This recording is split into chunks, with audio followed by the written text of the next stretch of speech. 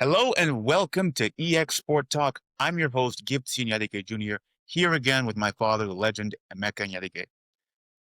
The CAF playoffs might be done Thank you and very much, dusted, Gift. but we are not done with the city of Rabat just yet.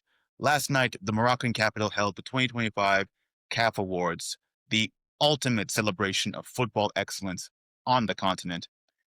And while there were some really big winners, phenomenal winners, there were a lot of surprises and a few snubs. We need to do some unpacking.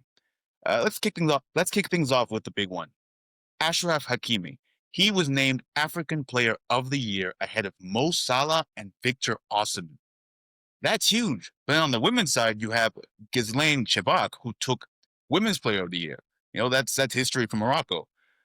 But it's a bit head scratching on some level, to be as politically correct as I can. So, Dan, let's start with Hakimi first. What do you think he's achieved to get to this point? Like, yeah, he had a monster year with PSG. Most recently the Champions League, their first ever Champions League. But in terms of his individual impact on the continent, was he more outstanding than Salah from Egypt, who plays for Liverpool, or Osimhen from Nigeria, who plays for Galatasaray? How do we compare his numbers and his influence, especially when he's a defender and they are both goal scorers? Those are two goal scorers. Well, I mean, given that a lot of the awards in recent times have gone to goal scorers. In fact, the rivalry between Messi and Ronaldo was down to how many goals they scored. A lot more than even just what they won for so many years. But I think that Hakimi has had he has been on the rise for a couple of seasons, and he's done well. Even at the last World Cup, he was really massive for Morocco. And for PSG, they had Dembele and all the other guys scoring goals, but Hakimi was always popping up with goals and assists. And on an individual level, I must say that because we like to vote the player from the outstanding team that won during the year, it was only natural that Hakimi gets it, because Mo Salah and Osimhen won their various leagues. They were also outstanding in terms of goal scorers, being top scorers. But Hakimi, as a defender, kind of reminds me of Cannavaro winning the Player of the Year in 2006 with Italy.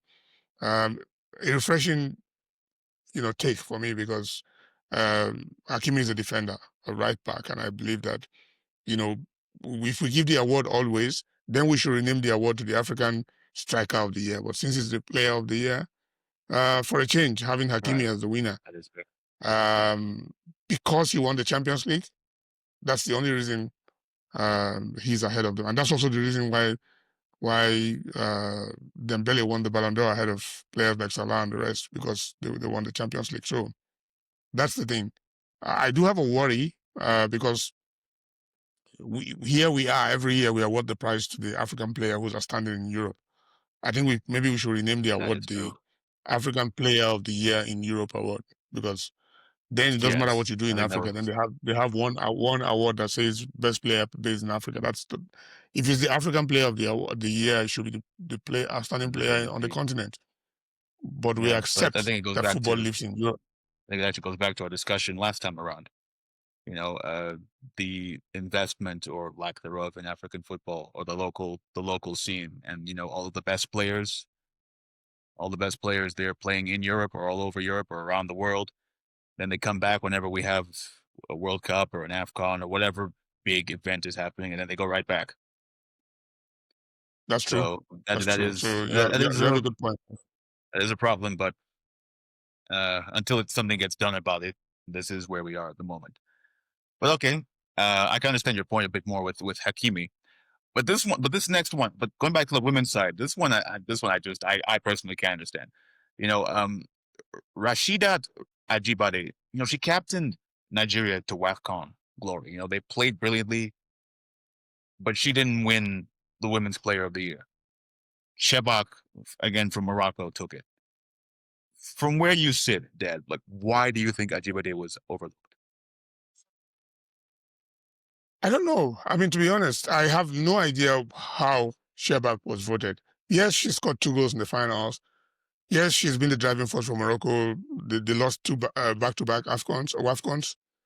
And she's been a good player, but usually when players get nominated, you have to weigh their performance against each other, and even just weighing her performance against Rashidat Ajibade, who was inspirational captain for Nigeria, had a very massive season for her club before she ended the move to France from Atletico Madrid. There's just no basis. She's head and shoulders ahead of those two from Morocco who were voted nominated along with her for the award. But let's be nice. The votes have been done. Sometimes the people who vote, captains, coaches, journalists, the panelists who decide on it, they probably looked at the finals, and really Morocco had a fantastic fight. It just was an anticlimax for them because at some point they were leading and everyone thought they were going to win.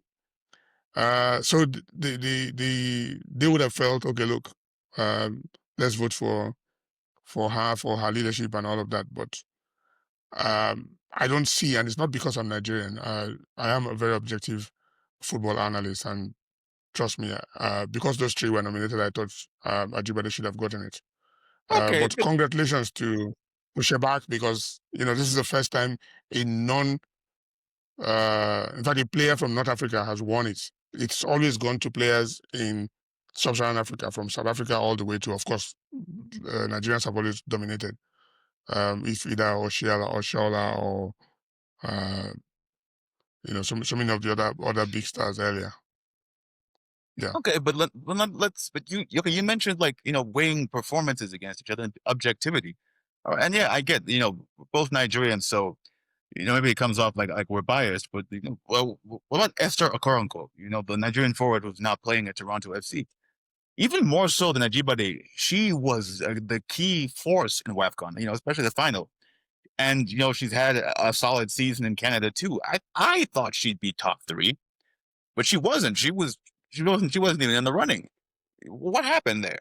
That was a curious one. I didn't want to talk about it earlier because for some reason they didn't have her. But from the moment I saw she wasn't in the final 3, I thought something was wrong. Because honestly, watching that at WAFCON the way I watched it, and also I got to see a couple of her games in Canada, she was a force of nature. She was the star of the show. She led from the front. She was doing everything. She played all the set pieces, corner kicks, free kicks. She set up all the goals, all the 3 goals for Nigeria. She had a hand in all of them. She had 7 assists in that tournament. She had 8 assists in Canada. She had 11 goals, 8 assists, and at the WAFCON she scored 2 goals. But she was more like the driving force of that team. And unless the people who were voting did not really watch the tournament, she should have been the first name. Even rightly, Absolutely. even ahead of Ajibade. But we will never understand this. I mean, there have been so many times when I never understood the vote for Player of the Year. So sometimes I see it as a popularity contest, but even as popularity contest, she was the most popular player at WAFCON, even alongside her teammate Alozie. So all you voters out there, please explain to us. I'd like to see how many votes she got actually for her not to make the final 3. So that's you guys. That's for you guys in the comments. Let us know what your thoughts are on that. But again, I get the impression that we might be biased in favor of Nigeria. We just love our country. We love our people. And it thankfully wasn't a completely dry night for Nigeria. Chiamaka Nadoze from Nigeria won the Women's Goalkeeper of the Year again for the 3rd year running. Meanwhile, Yassine Uno of Morocco took the men's award. How do you evaluate their impact, and do you think those awards were fair? Absolutely, I love Bono. I mean, I loved watching him through that run by Morocco at the World Cup in Qatar.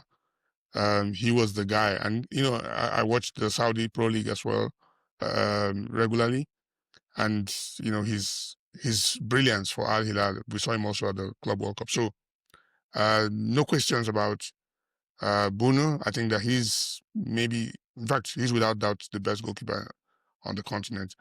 Tall, imposing, and Every phenomenal goalkeeper keeper. And should he's be. young. We still see a lot more of him. Chiamaka Nadozie, I think that she's really grown. Because there's a lot of very good keepers in Africa. One of my favorite keepers is Lamini of Banyana, sorry. But I think that Chiamaka is phenomenal. She's 3 times in a row. I think she's going to dominate for a while because I was watching her for Brighton a couple of days ago. I think that she will go places. I reckon she'll probably move to one of the top clubs in England, or maybe she moves to the US very soon. Yeah. Now, on to one of my favorite stories tonight, and I think Bubista, the coach of Cape Verde, he took Coach of the Year after guiding them to their first ever World Cup qualification. It just seems like this whole series of events has just been one series of one first or one first since after another. Just now we just finished off with DRC going back to their first World Cup in 50 plus years, and now Cape Verde, first time ever. Gabon were also if they had won they would have been their first, but that didn't go for them. But it's wild for this very small island nation. What do you think this Yeah. achievement means for Cape Verde, and for the message that it sends to all the less heralded footballing nations? The people that you don't think of Cape Verde when you think of a top or an upper echelon footballing country. So what do you think this does for them, both like for the team and nationally, maybe? Two lessons for Africa with regards to Cape Verde. Number one is the power of the diaspora community, because Cape Verde has got like 500,000 people, and then they have like over 1 million people spread around the world. So Cape Verde has very proud citizens who, wherever they are, they're happy to have their kids, represent the country.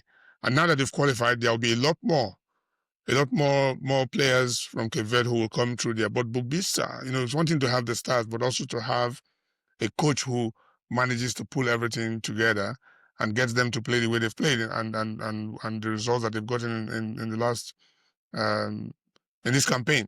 So coach of the year, no brainer. I think Cape Verde qualified for the World Cup ahead of so many of the big African nations. That's a huge achievement, and Bubista deserves the award. I've been to Cape Verde twice. Very, very, I love the country. And I think that something that's often overlooked is Cape Verde is also another great example of a country who uses their FIFA.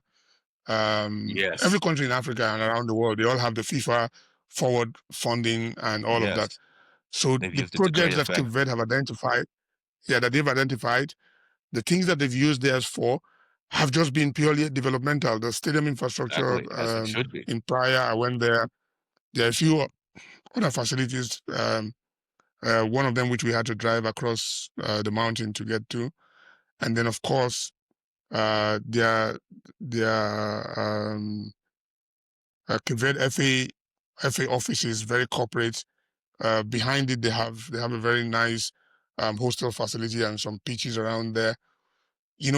I was just blown away by the quality of what they have and the leadership that they have within the country, and the results That's just kind the of key word right there. prove Right there is prove the key word. over and over that Leadership.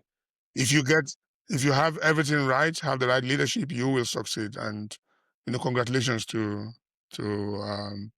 Cape Verde. I have a lot of friends. I have a lot of friends there, and I was sharing some moments with them celebrating. Yeah, a certain unnamed West African nation that we have not talked about at all at length could stand to learn a lot from them. Okay, Well, let's run through the rest. Oh, so you wanted to go? Well, we can talk about Nigeria. Nigeria can learn from Cape Verde if we want to learn. If we want to learn, that's the big one. uh, with that said, let's run through the rest of the big awards and what they represent. On the men's national team of the year, we had Morocco under 20. Women's national team of the year went to Nigeria. Yay! Inter-club player of the year, Fiston Mayele, from DR Congo. Yeah, he was one of the DR Congo players who took out Nigeria.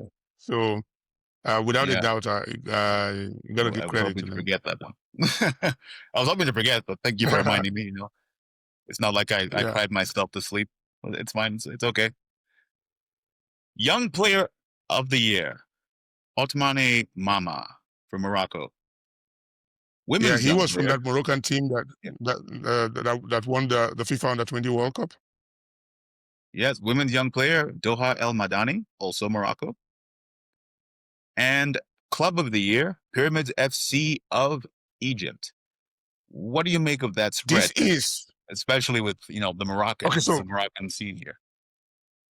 It was a Moroccan night and a perfect example of how again, leadership and preparation and all of that kind of stuff. But let me highlight Pyramids of Egypt.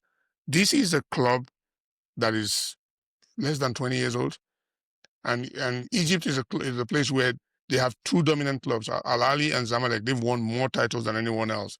But Pyramid was started by a bunch of rich millionaires, and they have been knocking on the door for a couple of years. But this year they got to the top, which shows that sometimes when you put the right investments consistently, you will get the result. And I'm really happy that they got not just the title, but also got voted as the club of the year. And I think that this will start a few years of them challenging Al Ahly and Zamalek, not just in Egypt but in Africa. Indeed. Well, let's go back to Morocco, because I think that's the big talking point. It was almost a sweep, and I think you mentioned again, it's not just individual talent, it's years of investment, it's leadership, it's putting structures in place. The women's game and the youth game, both of them are growing. So what do you think that means to this future? Especially looking ahead to AFCON 2025 and even World Cup 2026. Again, they were the first African nation to ever make it to the semis. So, how do you expect them to perform this time around? And the women's team, they've gone to the finals in the WAFCON twice. Do you think this time they might actually just clinch it? Third time's the charm? I think they've come close. I mean, they pushed Nigeria all the way, and just somehow it seemed like Nigeria got lucky at the end of the day. But obviously, the talent was there. But I think Morocco, they look good for the women's side. They are pushing. I mean, between them, Nigeria, and in fact, the top 4 teams now have been Nigeria, South Africa, Morocco, and Zambia. Right now, the Falcons seem to be on top, but Morocco are pushing really hard. And if Nigeria steps off the gas, then Morocco is going to step in, because they are doing everything right. In terms of their men's team, we saw them at the last World Cup semifinals. They've got the experience. They've got more players coming through. And Morocco is one country, just like Cape Verde, who really, really go after their diaspora-born. I mean, like Bono, could have been playing for Spain. And they have a lot of players. Even Hakimi could have been playing as well, but for Spain as well. But you see what's happening, because Morocco is just across the Mediterranean from Spain. So they have a lot of Moroccan diaspora families there, and especially Spain and France, all the way to Holland. So you will find that Morocco is in the best place, because they are tapping into the diaspora community. They're investing in infrastructure. They're investing in logistics and everything. So their leadership is top-notch. And maybe this is their moment. And to think about it, they're also, because of their good infrastructure, they're hosting everything. They're hosting the AFCON and WAFCON next year. They're also hosting the World Cup alongside Spain and Portugal, their neighbors from across the pond. Yes. They're hosting that in 2030. So they have a structure with their under-20s winning the FIFA Under-20 World Cup.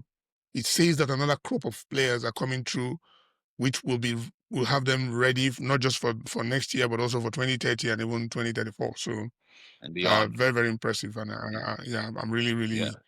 I think I I think you've talked about spoken about at length. yes.